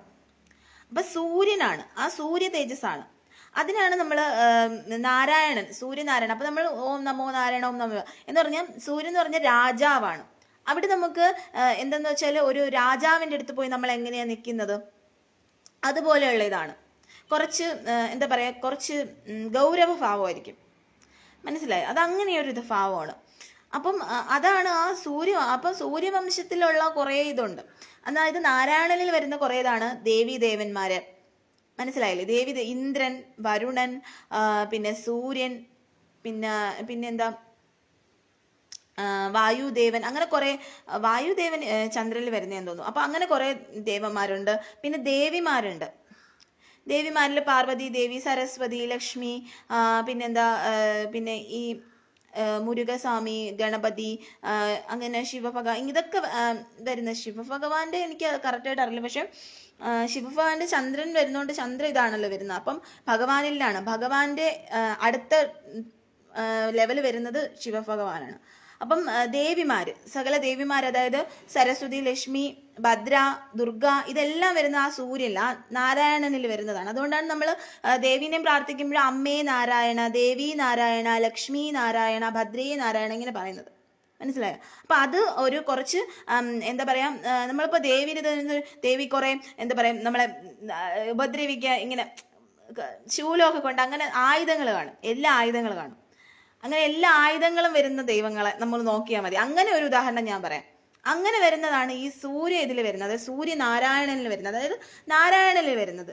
നമ്മൾ വെങ്കിടാചലപതി എന്ന് പറയുന്നത് നാരായണനിൽ വരുന്നത്, ഗോവിന്ദനിൽ വരുന്നത്. ഇനി അടുത്ത വംശം എന്ന് പറയുന്നത് ചന്ദ്രവംശം, അതായത് ശിവഭഗവാന്റെ തന്നെ ശിരസിലുള്ള ചന്ദ്രൻ. അപ്പൊ ആ ചന്ദ്രവംശത്തിൽ വരുന്നതാണ് ശ്രീകൃഷ്ണ ഭഗവാൻ എന്ന് പറയുന്നത്. അത് കുറച്ചുകൂടെ സൗമ്യമാണ്, തണുത്ത പ്രകൃതിയാണ്. ഇത് ചന്ദ്രനെ പോലെയാണ്. ചന്ദ്രൻ തണുത്ത സ്വഭാവം അല്ലേ, അതുപോലെയുള്ള ആ ചന്ദ്രവംശത്തിൽ തന്നെയാണെന്ന് തോന്നുന്നു ശിവഭഗവാൻ ഓൾറെഡി ഇത് രണ്ടിലും വരുന്നുണ്ട്. അതുപോലെ അനന്തശേഷ നാഗമായ ബലരാം സ്വാമി ഇതിൽ രണ്ടിലും വരുന്നുണ്ട്. മനസ്സിലായോ? കാരണം അത് അയ്യപ്പനാണെങ്കിൽ ഇത് രണ്ടിലും വരുന്നുണ്ട്, രണ്ടിടത്തും പോകുന്നുണ്ട് ആള്. അതുപോലെ നാരായണ എല്ലായിടത്തും സഞ്ചരിക്കുന്നുണ്ട്. അപ്പൊ അങ്ങനെ വരുന്നതുണ്ട്. മനസ്സിലായോ? പിന്നെന്ന് പറഞ്ഞു കഴിഞ്ഞാൽ ശ്രീകൃഷ്ണ ഭഗവാനാണ്. അപ്പം ഈ ചന്ദ്രവംശത്തിൽ പിറന്നവരാണെന്നുണ്ടെങ്കിൽ യാദവരെന്നും പറയും. യാദവരും ഇതാണ് ചന്ദ്രവംശം. അപ്പൊ അത് എന്ന് പറഞ്ഞു കഴിഞ്ഞാൽ കുറച്ച് തണുത്ത സ്വഭാവം, കുറച്ച് സൗമ്യമായിട്ട്. നമുക്കറിയാം ചില ആൾക്കാരെ നമ്മൾ സംസാരിക്കുമ്പോൾ ഇങ്ങനെ സൗമ്യമായിട്ട് എന്താണ് അങ്ങനെ ആ ഒരു സൗമ്യത വരും, ആ ഒരു തണുത്ത സ്വഭാവം, ഒരു റൊമാൻറ്റിക് ആയിട്ടുള്ള ആ ഒരു എന്താ പറയുക, ആ ഒരു അങ്ങനെ ഒരിത്, അതാണ് ഈ ചന്ദ്രനിൽ, അതായത് കൃഷ്ണനിൽ വരുന്നത്. മനസ്സിലായി? അപ്പം കൃഷ്ണനിലാകുമ്പോഴത്തേക്ക് നമ്മൾ വൃന്ദാവനത്തിൽ അങ്ങനെയാണെങ്കിൽ കുറച്ച് നമുക്ക് ഭഗവാനോട് കുറച്ച് കൂടുതൽ അടുത്ത് നിൽക്കാൻ കഴിയും. മറ്റേ അവിടെ എന്താണ്, നാരായണൻ എന്ന് പറയാ, സൂര്യവംശം എന്ന് പറയുമ്പോൾ നാരായണൻ എന്ന് പറയുമ്പോൾ അവിടെ കുറച്ച് ചൂടാണെങ്കിൽ, കുറച്ച് രാജാവിന്റെ അടുത്ത് പ്രജയായിട്ട് നിൽക്കുന്നതാണെങ്കിൽ ഇവിടെ നമുക്ക് എന്താണ്, കുറച്ചുകൂടെ സ്വാതന്ത്ര്യമാണ്. മനസ്സിലായോ? കുറച്ചുകൂടി നമുക്ക് അടുത്ത് സൗമ്യമായിട്ട് നിൽക്കുന്ന ആ ഒരു ശാന്ത സ്വഭാവമാണ്. അപ്പൊ ഇത് രണ്ടും തമ്മിലുള്ള വ്യത്യാസം എന്ന് പറയുന്നത്. മനസ്സിലായോ? അപ്പൊ അത് മനസ്സിലാക്കുക എന്നുള്ളതാണ്. അപ്പം ശിവഭഗവാനാണെങ്കിലും ചിലപ്പോൾ നമുക്ക് ദേഷ്യം വരും. മനസ്സിലായോ? കുറച്ച് ദേഷ്യം, ചിലപ്പോൾ എന്തെങ്കിലും ഇതിൽ ദേഷ്യം വരാറുണ്ട്. അപ്പം ഇത് രണ്ടിലും നിൽക്കുന്നതാണെന്ന് നമുക്ക് പറയാം. മനസ്സിലായി? അപ്പം ചന്ദ്രഭഗവാൻ എന്ന് പറയുന്നതും ഈ ചന്ദ്രവംശത്തിലാണ് അല്ലോ. അപ്പൊ ഈ ചന്ദ്രഭഗവാന്റെ ചന്ദ്രവംശത്തിലുള്ളതാണ് ശ്രീകൃഷ്ണ ഭഗവാൻ എന്ന് പറയുന്നത്. അപ്പം അങ്ങനെ ഒരു ഡിഫറൻസ് ഉണ്ട്. അപ്പൊ അത് നിങ്ങൾ മനസ്സിലാവും. അപ്പം നിങ്ങൾക്ക് ഏത് വേണമെന്നുള്ളത് തിരഞ്ഞെടുക്കേണ്ട സ്വാതന്ത്ര്യം നിങ്ങൾക്കുണ്ട്. ഇപ്പം സൂര്യവംശം തിരഞ്ഞെടുക്കണം, അങ്ങനെയുള്ള ദേവീദേവന്മാരെ അങ്ങനെ പ്രാർത്ഥിക്കുക, അങ്ങനെ നിങ്ങൾക്ക് തിരഞ്ഞെടുക്കാം. അതല്ല ഇതിലോട്ടാണ് വരേണ്ടത്, ചന്ദ്രവംശത്തിലാണ് വരണമെങ്കിൽ ഇങ്ങനെ. പക്ഷെ നമുക്ക് കലികാലത്തിൽ തീർച്ചയായിട്ടും ഭഗവാന്റെ നാമമാണ് പറഞ്ഞിരിക്കുന്നത്. കുറച്ച് തണുത്ത പ്രകൃതിയാണ് നമുക്ക് വേണ്ടത്. കുറച്ചുകൂടി ശാന്ത സ്വഭാവത്തിൽ നമ്മൾ വരണം. അപ്പൊ അതുകൊണ്ട് ഞാൻ സജസ്റ്റ് ചെയ്യുന്നത്, ഞാൻ പറയുന്നത് ചന്ദ്രവംശത്തിലേക്ക്, അതായത് ശ്രീകൃഷ്ണ ഭഗവാനെ പ്രാർത്ഥിക്കണം എന്നാണ്. അത് നമുക്ക് സഹനശക്തി, നമുക്ക് ക്ഷമ, ഇപ്പൊ നമ്മളോട് ആരെങ്കിലും ദേഷ്യപ്പെട്ട് നിന്നാൽ നമുക്ക് തിരിച്ച് ഒരു ഇത് തോന്നില്ല. നമുക്ക് സഹനശക്തി, നമുക്ക് ആ ഒരു ശാന്ത സ്വഭാവവും കൈവരും, ആ ഒരു സൗമ്യത കൈവരും, ആ ഒരു ശാന്ത സ്വഭാവം കൈവരും. നമുക്കൊരു അതാണ് ഡിഫറൻസ്. ഞാൻ പറഞ്ഞുതരാം. രാധാറാണി എന്ന് പറഞ്ഞു കഴിഞ്ഞാൽ പ്രേമസ്വരൂപമാണ്, ഭഗവാന്റെ ക്ലാദ്നി ശക്തിയാണ്. അപ്പം രാധാറാണി ഉണ്ട്. ഇനി നമുക്ക് ഇപ്പുറത്ത് നോക്കാം, ദുർഗാദേവി അല്ലെങ്കിൽ പാർവതി ദേവിയാണ് ശാന്ത സ്വഭാവത്തിലാണ് കേട്ടോ. പാർവതി ദേവിയുടെ വേറെ വേർഷനായ ദുർഗാദേവി കുറച്ച് ഇതായിട്ടുള്ള ദേഷ്യ ആ ഒരു ഇത് വരുന്നുണ്ട്. അപ്പൊ ഇതാണ് നമ്മൾ ഡിഫറൻസ് മനസ്സിലാക്കേണ്ടത്. മനസ്സിലായോ? അപ്പൊ അത് മനസ്സിലാക്കുക എന്നുള്ളതാണ്. ഇനി വേറെ ഒരു ഇത് ചില ശിവഭഗവാന്റെ കഴുത്തിൽ ചുറ്റിയിരിക്കുന്ന വാസുകി എന്ന് പറയുന്ന സർപ്പം. ഈ വാസുകി എന്ന് പറയുന്ന സർപ്പം ഇപ്പം നാഗലോകങ്ങളാണ് റെപ്രസെന്റ് ചെയ്യുന്നത്. വാസുകി അതിന്റെ കുറെ സംതിങ്സ് വരുന്നുണ്ട്. അത് അനന്തശേഷ നാഗം, അതായത് ഭഗവാന്റെ സഹോദരൻ ബലരാം സ്വാമിയും അതിൻ്റെതാണ്, അധിപനാണ്. അപ്പൊ അങ്ങനൊരു ലോകമുണ്ട്. മനസ്സിലായോ? അപ്പൊ ഇത് എല്ലാം ഈ റെപ്രസെന്റ് മീൻസ് നമ്മൾ ശിവനെ നോക്കുമ്പോൾ മനസ്സിലാവും, റെപ്രസെന്റ് ഭഗവാനിൽ ആ ഇതെല്ലാം വരുന്നുണ്ട്. ഭഗവാനിൽ ആ വാസുകി, അതായത് നാഗലോകം വരുന്നുണ്ട്. ഭഗവാൻ ആ ചന്ദ്രൻ വരുമ്പോൾ അവിടെ കൃഷ്ണലോകം, യാദവ കുലം, കൃഷ്ണലോകം, വൃന്ദാവനം, ഇതൊക്കെ നമുക്ക് റെപ്രസെന്റ് ചെയ്യുന്നുണ്ട്. ശിവനിൽ വരുമ്പോൾ നമുക്ക് നാരായണൻ വരുന്നുണ്ട്, രണ്ടും വരുന്നുണ്ട്. അതായത് ചന്ദ്രലോകം വരുന്നുണ്ട്. മനസ്സിലായോ? അപ്പൊ ഇതെല്ലാം ഒന്നാണ്, എല്ലാം ഒന്നിലാണ് എന്നുള്ളത് നിങ്ങൾ മനസ്സിലാക്കുക എന്നുള്ളതാണ്. മനസ്സിലായോ? നിങ്ങൾക്കിപ്പോൾ ഓൾറെഡി മനസ്സിലാവുന്നുണ്ടോ? കുറച്ച് കാര്യങ്ങളെങ്കിലും പിടികിട്ടുന്നുണ്ടോ? അതുപോലെ സൂര്യ പ്രതിനിധീകരിക്കുന്ന വെച്ചാൽ ഇനി വേറൊരു, നമ്മൾ ഇതിൽ തന്നെ വേറൊരു വിഭാഗത്തിൽ പറയുന്നില്ലേ, അതായത് ക്രിസ്ത്യൻസിന് പറയുന്നില്ലേ, അവര് സൂര്യനാണ്, പ്രകാശത്തെയാണ് പൂജിക്കുന്നത്. പ്രകാശം മീൻസ് നമ്മുടെ സൂര്യനാണ്. അപ്പം സൂര്യനാരായണനാണ്. അപ്പം അത് എന്ന് വെച്ചാൽ ജ്ഞാനമാണ്, പ്രകാശമാണ്. അത് നമ്മുടെ പരിശുദ്ധിയാണ് സൂചിപ്പിക്കുന്നത്. ഓക്കെ. ഇനി ഇവര് മുസ്ലിംസ് പിറ ആണെന്ന് പറയുന്നത് ചന്ദ്രനെയാണ്. അപ്പം ഈ ചന്ദ്രൻ എന്ന് പറയുന്നത് ശിവഭഗവാന്റെ ശിരസിലിരിക്കുന്നതാണ് ചന്ദ്രൻ. അതാണ് ചന്ദ്രലോകം. അപ്പം ഇത് അവരുടെ ആ സൗമ്യത, ഇത് വേറൊരു തലം. മനസ്സിലായില്ലേ? അതായത് ചന്ദ്രലോകം അതാണ് റെപ്രസെന്റ് ചെയ്യുന്നത്. അപ്പം സത്യം പറഞ്ഞു കഴിഞ്ഞാൽ ഈ മതങ്ങൾ ഇതെല്ലാം നമ്മൾ എടുത്ത് നോക്കിക്കഴിഞ്ഞാൽ എല്ലാത്തിലും ഒരേ ഇത് തന്നെയാണ് വരുന്നത്. ഇത് എല്ലാം പരസ്പരം ബന്ധപ്പെട്ട് കിടക്കുകയാണ്. മനസ്സിലായോ? പക്ഷെ ഇത് ആരും കൂടുതലായിട്ട് വായിച്ചറിഞ്ഞ് അതിനെക്കുറിച്ച് കൂടുതൽ അതിൻ്റെ ആഴത്തിലേക്ക് ചെല്ലുമ്പോഴേ നമുക്കത് മനസ്സിലാവുകയുള്ളൂ. അത് മനസ്സിലാക്കുന്നില്ല എന്നുള്ളതാണ് ഇവിടുത്തെ ഏറ്റവും വലിയ പ്രോബ്ലം എന്ന് പറയുന്നത്. അപ്പം ഇതെല്ലാം ഒന്ന് തന്നെയാണ്. ഡിഫറൻസ് ആയിട്ടുള്ള ലോകങ്ങൾ ഉണ്ട് എന്നുള്ളതേ ഉള്ളൂ. പക്ഷേ ഭഗവാനെല്ലാം ആക്ച്വലി ഒന്ന് തന്നെയാണ്. മനസ്സിലായോ? നിങ്ങളത് മനസ്സിലാക്കാൻ വേണ്ടിയിട്ട് കൂടിയാണ് ഞാനിത് പറഞ്ഞു തരുന്നത്. കാരണം പലരും പല രീതിയിൽ വേർതിരിച്ച് പല ഇത് കാണും. പക്ഷെ എല്ലാം ഈ മക്കൾ എന്ന് പറയുന്ന എല്ലാം ഒരേ ഒരു ഭഗവാന്റെ തന്നെ അംശങ്ങൾ തന്നെയാണ് നമ്മൾ ഈ മക്കളെന്ന് പറയുന്ന എല്ലാം. പക്ഷെ അവരവരുടെ ഡിഫറൻസ് ആയിട്ടുള്ള പ്രവർത്തികൾ, ഡിഫറൻസ് ആയിട്ടുള്ള കാര്യങ്ങൾ പ്രവർത്തിക്കുന്നു എന്നുള്ളത് മാത്രമേ ഉള്ളൂ. ഈ ഭൂമിയിൽ നമ്മൾ വന്ന് പെടുമ്പോൾ നമ്മൾ ഡിഫറൻസ് ആയിട്ടുള്ള ഇതിലേക്ക് വേർതിരിക്കപ്പെടുന്നു എന്നുള്ള ഒരു വ്യത്യാസം മാത്രമേ ഉള്ളൂ. പക്ഷെ അവിടെ നമുക്ക് നോക്കിക്കഴിഞ്ഞാൽ എല്ലാത്തിലും ഓരോ ലോകങ്ങളിൽ ഓരോ ഡിഫറൻസ് ഉണ്ട്. ഇതെല്ലാം ഓരോ തട്ടായിട്ടുണ്ട്. പക്ഷെ അതെല്ലാം എന്താ പറയുന്നത്, ഒന്നാണ്, ഒന്നിൽ നിന്ന് തന്നെയാണ് വന്നിട്ടുള്ളത്. ഇതാണ് നമ്മൾ മനസ്സിലാക്കേണ്ടത്. മനസ്സിലായോ? അതുപോലെ തന്നെ ഞാൻ എപ്പോഴും പറയുന്ന ഇതാണ്, അർജുനൻ ആ വിശ്വരൂപം കാണിച്ചു കൊടുക്കുമ്പോൾ അതിൽ എല്ലാ ദേവീദേവന്മാരും വരുന്നുണ്ട്. അതിൽ നിന്ന് നമുക്ക് മനസ്സിലാക്കാൻ പറ്റും എല്ലാം ഒന്നാണെന്നുള്ളത്. മനസ്സിലായോ? അപ്പം എല്ലാവരും പ്രാർത്ഥിക്കുക, എല്ലാവർക്കും നല്ലത് വരട്ടെ എന്ന് പ്രാർത്ഥിക്കുന്നു. എനിക്ക് വേണ്ടിയും പ്രാർത്ഥിക്കുക നിങ്ങൾ. എനിക്കിപ്പം ഇടയ്ക്ക് വെച്ചിട്ട് ചെറിയ ഒരു വേദന പോലെ ഇങ്ങനെ വയറ്റിൽ വന്നു. അങ്ങനെ കൊണ്ട് കാണിച്ചു, കുഴപ്പമൊന്നുമില്ല എന്നാണ് പറഞ്ഞത്. അപ്പം ഭഗവാന്റെ അനുഗ്രഹം കൊണ്ടൊന്നും വന്നില്ല. അപ്പോൾ അതുകൊണ്ട് എല്ലാവരും പ്രാർത്ഥിക്കുക, അങ്ങനെ ആർക്കും രോഗങ്ങളൊന്നും വരാതിരിക്കാൻ വേണ്ടിയും പ്രാർത്ഥിക്കുക. ഭഗവാനിലൊരു അഭയം തരാൻ വേണ്ടിയിട്ടും പ്രാർത്ഥിക്കുക. എല്ലാ നല്ലവർക്കും നല്ലത് വരട്ടെ. ഇനി നല്ലവരാകാത്തവരും നന്മയിലേക്ക് വരട്ടെ. എല്ലാവർക്കും നല്ലൊരു ഇത് ആശംസിക്കുന്നു. സർവം കൃഷ്ണാർപ്പണമസ്തു. ജയ് ശ്രീ രാധേ രാധേ. ജയ് ശ്രീ രാധേ ശ്യാം.